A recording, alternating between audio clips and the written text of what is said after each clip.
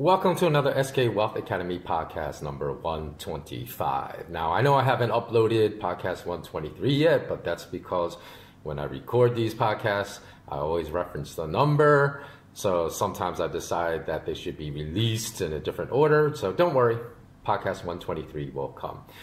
So here's a quick checklist for the topic of today's podcast, the type of gold, silver, and Bitcoin analysts that you should immediately unfollow.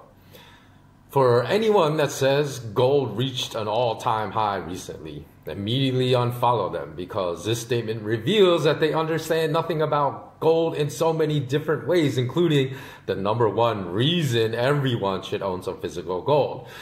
For example, the last time spot gold prices reached $2,000 an ounce, as we all know, was back in 2011.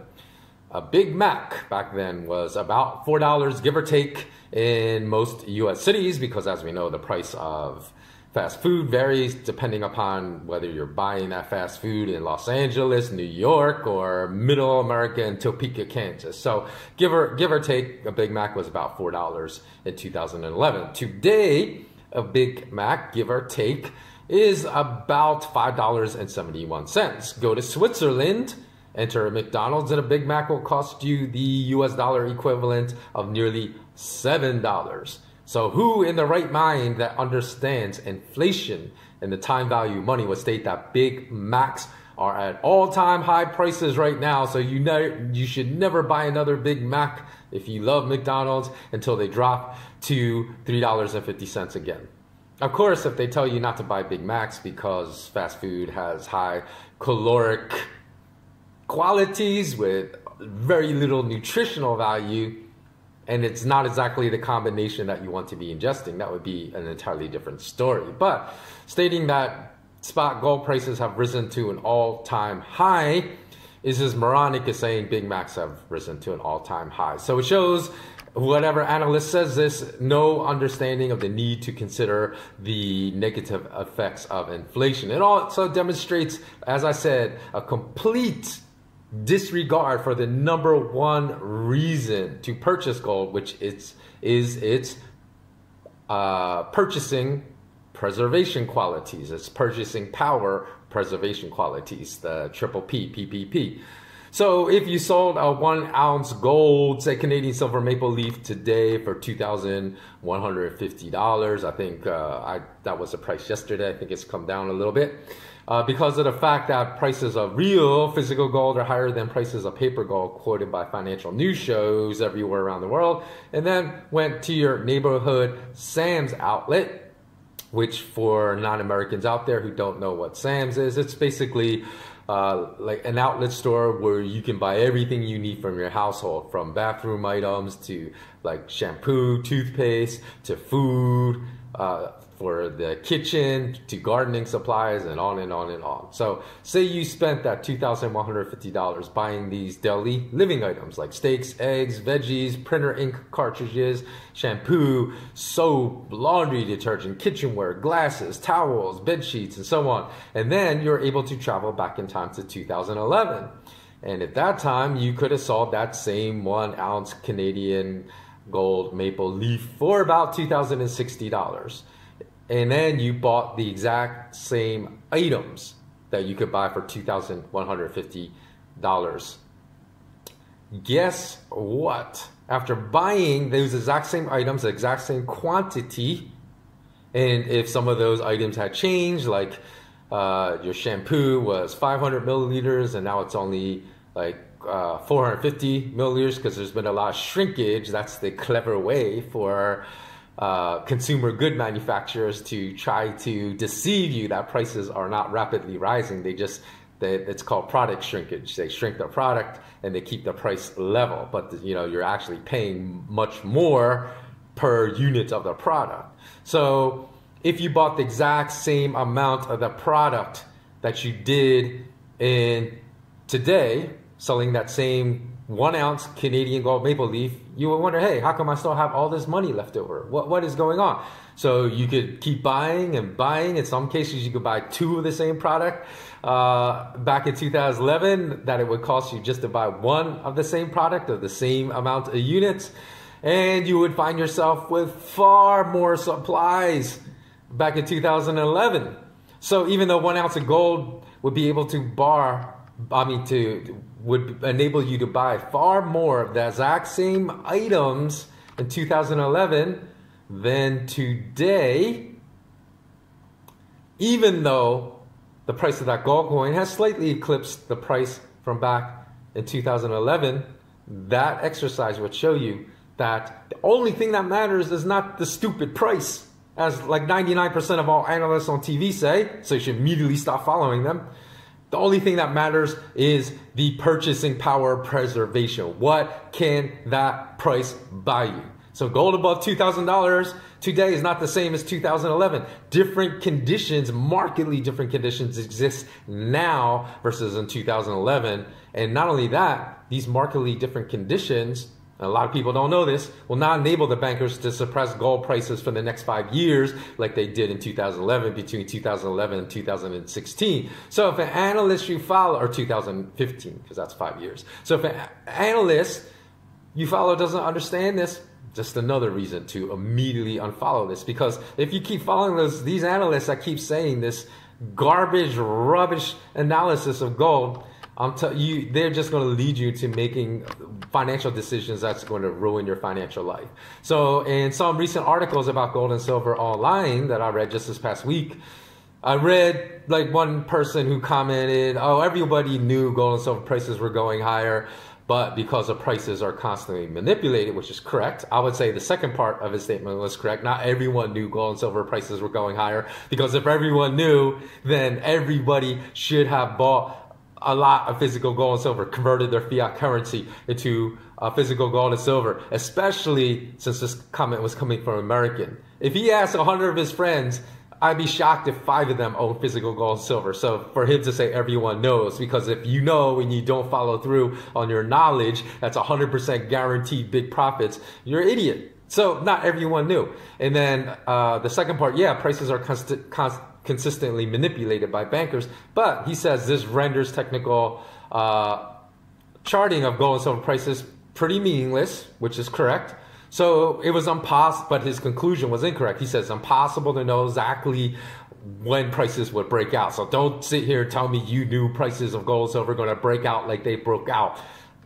My response would be, oh, really? So it would be the response of all my patrons. They would be, oh, really? Because all my predictions for gold and silver price behavior for the short and intermediate term, I don't make any long-term predictions. So for people that comment, what do you think silver will end up at the end of the year? Stop asking me. Nobody knows unless they're a psychic, really have this gift from God. They can see the future, but nobody has that. Okay, so specifically, I don't rely on technical charts as my primary tool to make my predictions, my short-term predictions for gold and silver price behavior.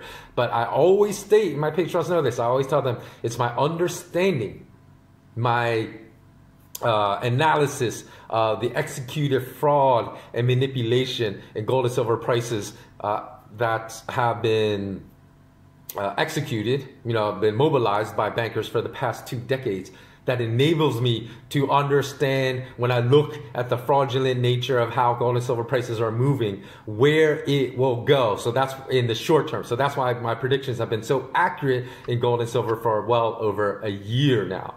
And again, if you study fraud and manipulative behavior of bankers, it's possible to make accurate predictions short term. Not long term, but short term. And it's all I provide to my Patreon. So it's very possible. It takes, like I said, for me,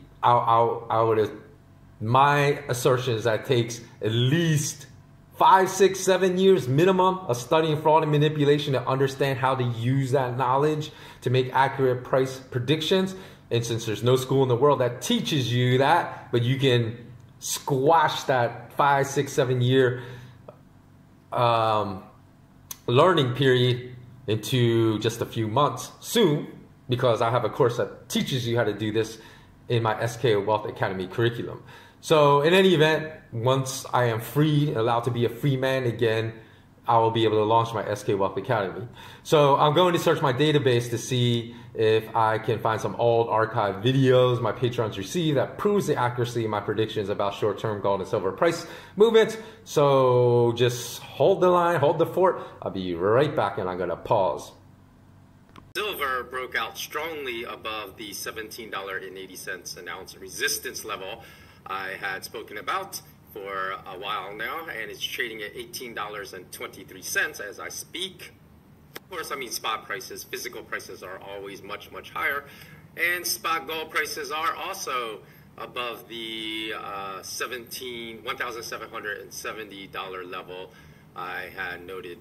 The breakout point, it seems to be comfortably trading at $1,781 right now. However, as I mentioned yesterday, tomorrow, because of the July 4th weekend, will be the last trading day of the year. For reasons I mentioned yesterday, I expect the U.S. jobs data to be exceptionally manipulated in a positive manner, which tends to be negative for gold and silver. So I would not be surprised if we see just one last push down in gold and silver prices in the spot market before gold and silver prices take off. How much? Not much. Maybe gold may retreat to $1,750 or around that point, and silver at above 18 maybe gets pressed back down below $18. Ounce back to its breakout point of $17.80 an ounce. Okay, so I'm back. I did find the example. It's not the best example. Like, it's not something that makes me look like a futurist, as Harry Dent describes himself, although he's been wrong on every single gold and silver price prediction he's made because he's anti-gold, always predicts a crash for like a decade consecutively. He's made horrible price predictions for like 10 years in a row. So July 2nd, just this past July 2nd, right, a little over a month ago, July 3rd was a holiday because that fell on a Friday, because July 4th is Independence Day in America. That fell on a Saturday. So the official holiday in which U.S. stock markets and gold markets, the futures markets in New York were closed, was July 3rd. So the last day was July 2nd. July 2nd, I made a short video, released it to my patrons, and I talked about, which you just watched, I talked about breakout points for gold and silver. I said when silver was able to close above $17.80, stay there for a couple consecutive days. Same for gold at $1,770. Now the spot, not the physical price, spot prices were able to do this.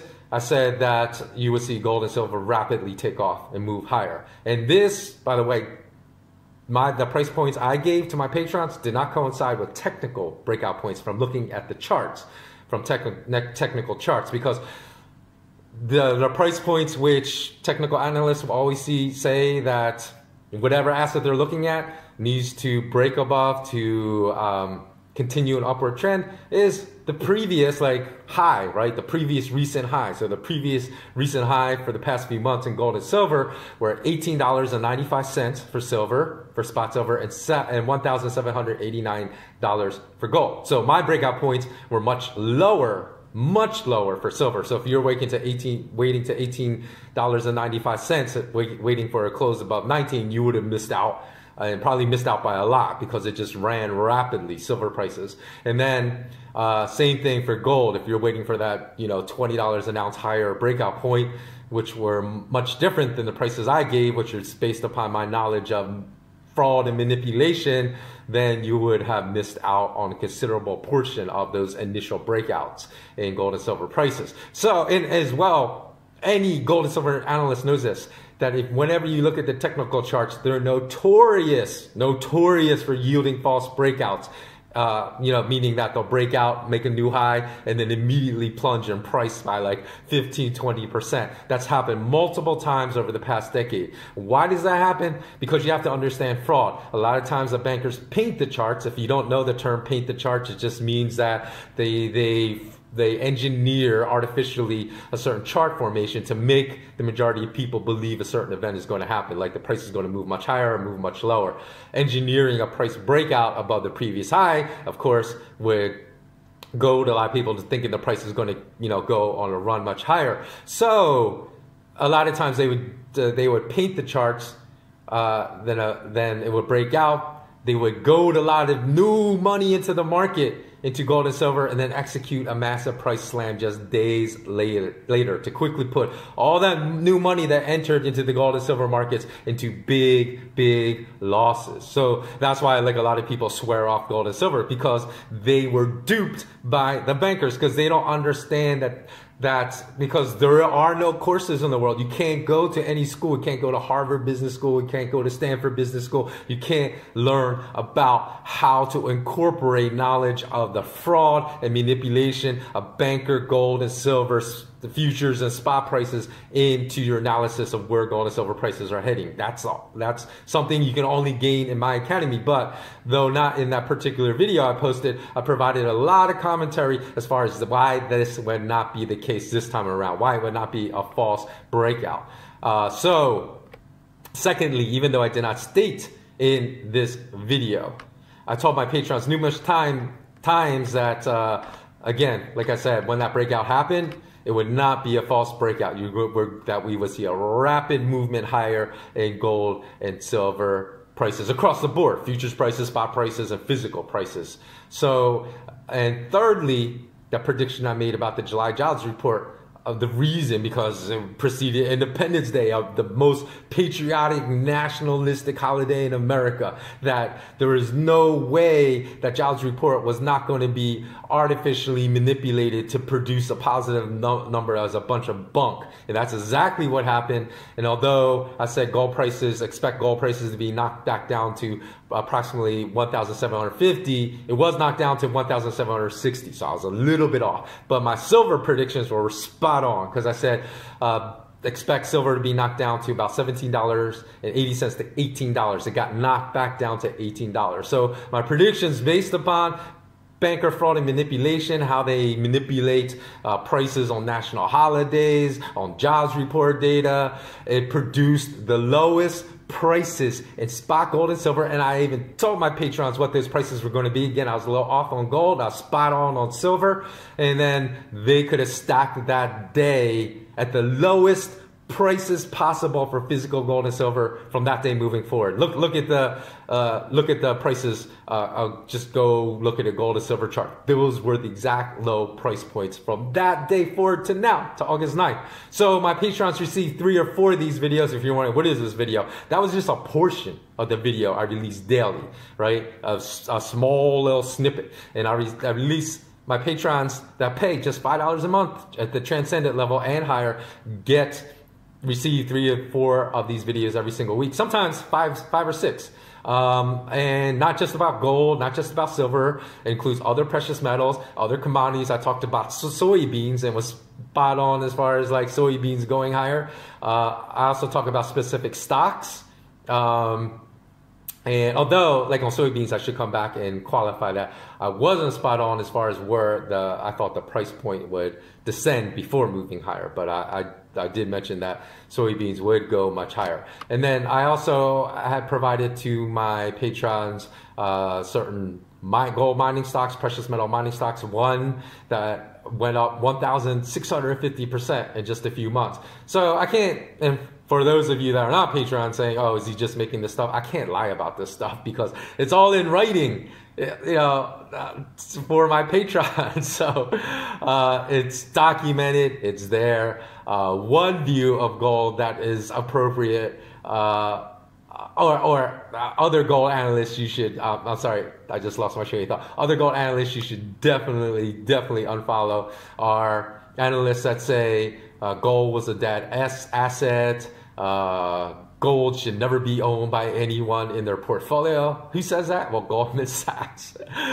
Most of our Ramani, who is a Goldman Sachs analyst, I don't know if she has a PhD in economics from Harvard or Princeton, but probably, because that's like a mark you're always going to be wrong on what you say about gold and silver if you have a PhD in economics from Harvard or Princeton, because those are like brainwashing institutions about money. So they tell you nothing truthful about sound money principles at those kinds of institutions. So she said, our view is that gold is only appropriate if you have a very strong view that the US dollar is going to be debased. We don't have that view at Goldman Sachs, says Mossavar Ramini. Well, what's the first clue? You should unfollow this fool. Well, maybe the fact that gold has lost, the US dollar has lost 99% of its purchasing power since the inception of the US central bank in 1913. Is that not debasement of the US dollar to her? Apparently not. And she said, gold's not a great inflation hedge. What? Gold's not a great inflation hedge? You can do this exercise yourself. I've done it before. I can't remember the exact numbers that go with it, but go find the lowest price of gold in American history, right? Take $10,000, figure out how many ounces of gold you could buy back then.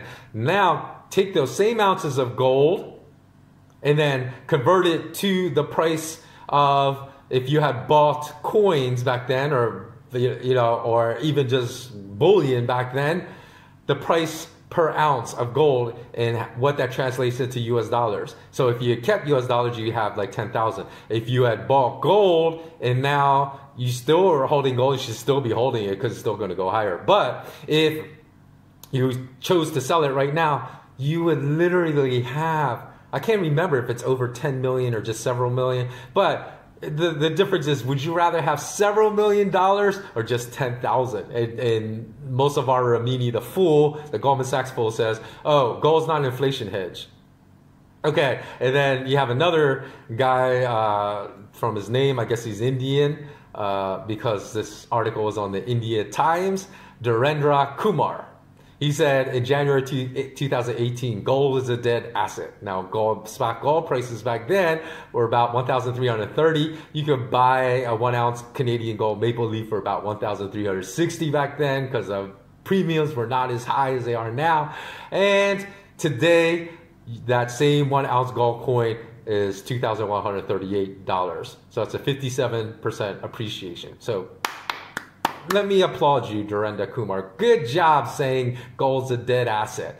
Okay, and now let's move on to Bitcoin. Now, these are the Bitcoin analysts you definitely want to unfollow. Tom Lee, for one. That guy's never been close to right. I don't know why U.S. financial shows love him and put him on TV. Probably because he's so wrong all the time, so he can mislead as many people as possible. So his predictions on Bitcoin are not off by a few $100s. They've been consistently off by tens of thousands of dollars. So, for example, Tom Lee, he predicted $25,000 Bitcoin prices in 2018. And we all know that it ended up at $3,150 by the end of the year.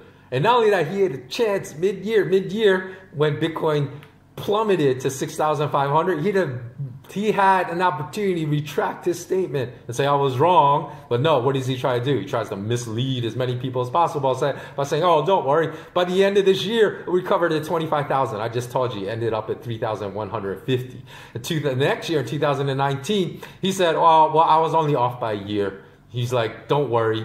It's just the fact that I was off. And in fact, this year, he's like, you're going to be happy, listen to me, that even though my prediction of 25,000 Bitcoin in 2018 was off, because Bitcoin this year is going between 20,000 and 64,000. So the median point of that, you take that 44,000 divided by 22,000, so the median point is, what did I say, 22? So that would be $42,000 is a median point. So in June of 2019, just as in the prior year, mid-year, he doubled down on his prediction. So he said, let me, to make that clear, he's like, let me revise. That's a very big range. He said, Bitcoin will be at 40,000 in a few months. We all know what happened that year.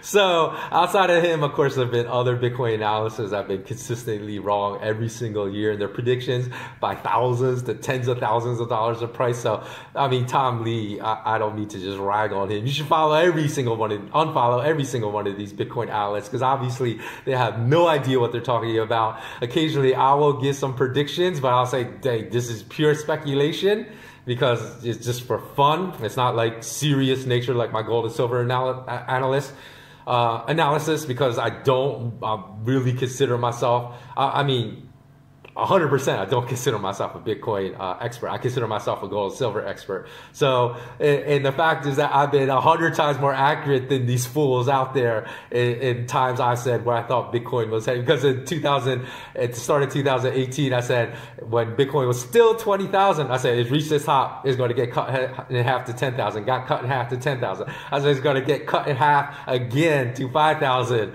and that wasn't even aggressive enough because, as I said, it went to 3,150. But still, even though I was off the mark by more than almost $2,000 as far as the low price point, I was, 1,000 times more accurate than any of these other Bitcoin experts that are always on the news. So it's just crazy because I don't even know what I'm talking about in Bitcoin most of the time, and I'm so much more accurate than these experts. So if you're following these experts, stop following them, please. And I don't have any skin in the game because I'm not giving you any Bitcoin predictions other than like the one I gave way back in 2018.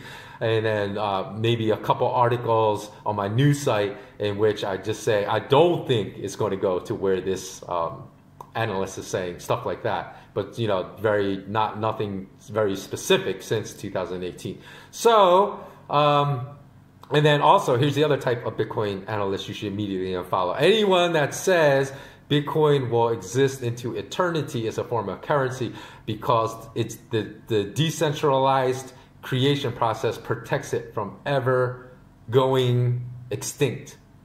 Now, the decentralized creation process provides zero advantage for this argument. Decentralized control is what is important, not decentralized creation. And as we all know, the control of Bitcoin is very centralized. Now, Satoshi Nakamoto, who nobody still knows who the people are because by now most people think of as a group of people, is estimated to own roughly 980,000 Bitcoins, right? So at the height, and of course they say, people have come up with this figure. I know there's different figures, but more or less people believe he owns 980, or the institution that is Satoshi Nakamoto owns 980,000 Bitcoin, almost 1 million Bitcoin, is because when Bitcoin is first created, they're able to track in certain wallets because even though they say Satoshi owns this Bitcoin across many different wallets, or I keep saying he, like it's a single person. I mean, the group that owns 980,000 Bitcoins own it across many different wallets, and they were able to track these wallets, come up with that figure. But there was no compelling evidence anywhere at the end of 2017 that the group sold any of this Bitcoin. How does that make any sense, right?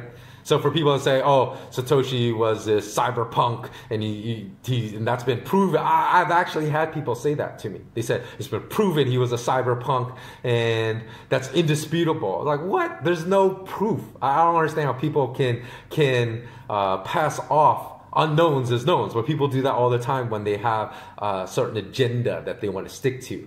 And that at the peak, right, 980,000 Bitcoins at 20,000 is worth $19.6 billion. If you really was an individual, even if you're an institution, why would you not sell? Because there was no compelling evidence that the group of people known as Satoshi Nakamoto sold any Bitcoin at its peak. Who would watch $16.5 billion of money disappear? Right? Because that's what the 980,000 Bitcoin lost, $16.5 billion as it descended to 3,150. Now, I don't know, maybe some were sold during that decline, but even at the peak, if you're a logical person, anybody would, or group of people, anybody would sell at least a few billion, at least cash out a few $1 billion. So that really leads me to the conclusion that Satoshi Nakamoto probably is not who a lot of Bitcoin enthusiasts think this group is. And then furthermore, this year, right, all projections were for higher Bitcoin prices this year, right? So that ownership stat that came out in 2019, about 40 people or so control 40% of all Bitcoins, right? Probably has not changed that much this year in 2020. Now, he said 40 people in the world own all dollars or euros or even yen. People say that's crazy. I'm immediately selling my yen because I don't want to be subject to the dollar, euro, yen crashing 50% in 2 weeks, which these people, 40 people, obviously can manufacture out of thin air. So that is a massive danger and risk, is the centralized ownership of that much Bitcoin. It's a lack of centralized ownership which is necessary for a lack of price manipulation. And as I just said, that doesn't exist. So all the arguments about decentralized creation, making an independent form of currency no one can control, are completely without merit. So all Bitcoin analysts that say this, you should immediately unfollow.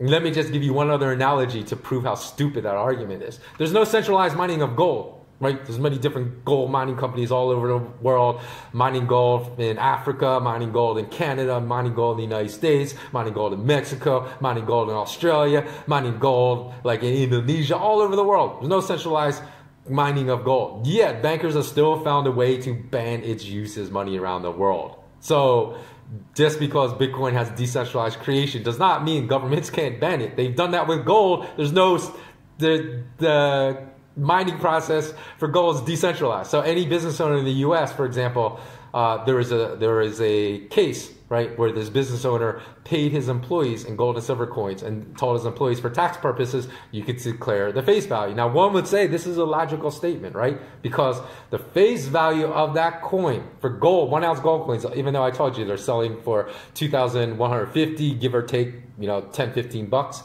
Right now, face value of a 1 ounce American Eagle says $50 on it, right? So that's the legal value, legal price of that coin should you spend it in a store or you spend it with a merchant buying goods and services. They have told merchants it is illegal. The U.S. government, more like the bankers that control the U.S. government, says it's illegal for you to render any more goods and services above $50 because that is the price of that gold coin. So if this owner said, hey, for tax purposes, I'm paying you this, and you could say, hey, my salary was, say it was like, for the sake of simple math, right? When gold coins were $1,000 versus, double the price now.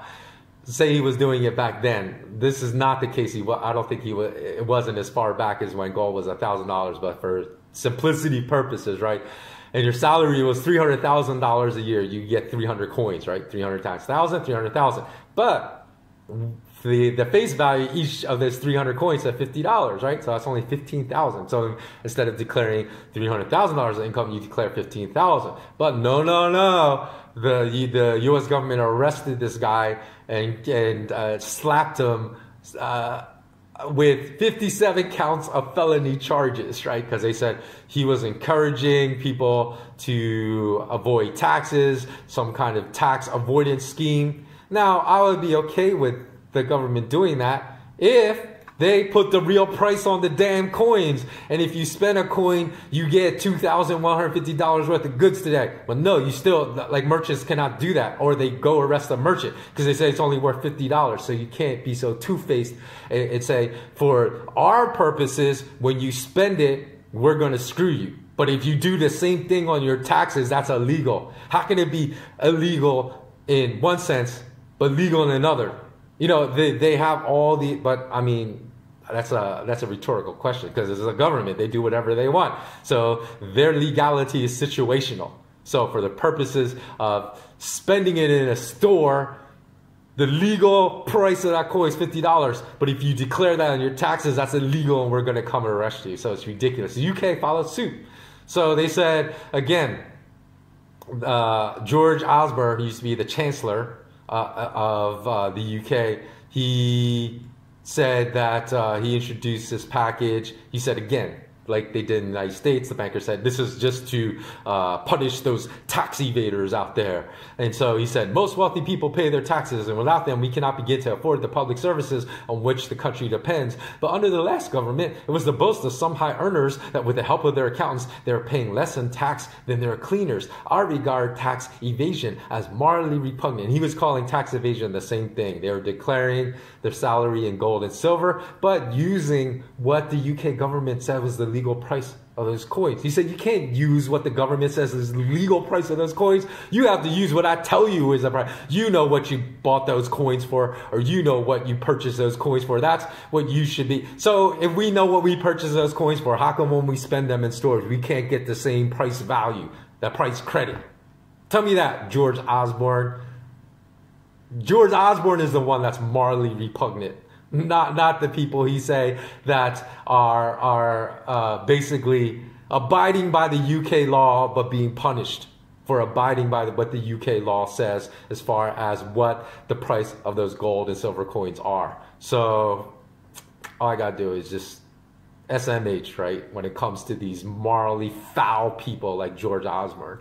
Okay, so finally, so the UK has banned the use of gold as money. US has banned gold as money, forever. This is nothing new. Like forever they've done this. So as far as like being able to systemically use on a widespread scale gold as money, never. These are just a few isolated cases in which business owners use gold as money that pissed off the parasitic ruling banking class, and they came down with like a hammer on a nail on these people just for isolated cases. So that is crazy. So that wraps up the podcast for number 125. Please comment below. Let me know, do you agree or disagree with my assessments of who you should immediately unfollow in gold, silver, Bitcoin? Do you agree with my assessments of the morally repugnant people and we have in government and in banking in the US and in the UK that say this is legally mandated price for gold and silver coins,